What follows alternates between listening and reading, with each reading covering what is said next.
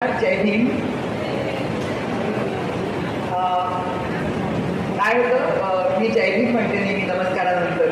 तर मला खूप लोक विचारतात की तुम्ही जय भीमवाले आहात का, तुम्ही त्यांच्यातले आहात का, असं विचारतात. तर मी त्यांच्यातली आहे, म्हणजे मी आंबेडकरांची आहे. लोक वेगवेगळ्या त्यांचे फॅन्स असतात वेगवेगळ्या लोकांचे, तशी मी आंबेडकरांची आहे. आणि मला असं वाटतं की भारतातल्या प्रत्येक भगिनीला जय भीम म्हणावं असं वाटलं पाहिजे.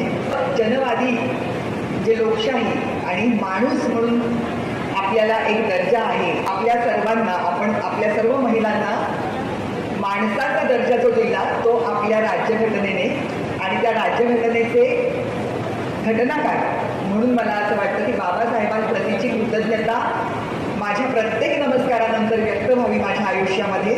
म्हणून मी नेहमी नमस्कारानंतर जय भीम म्हणते.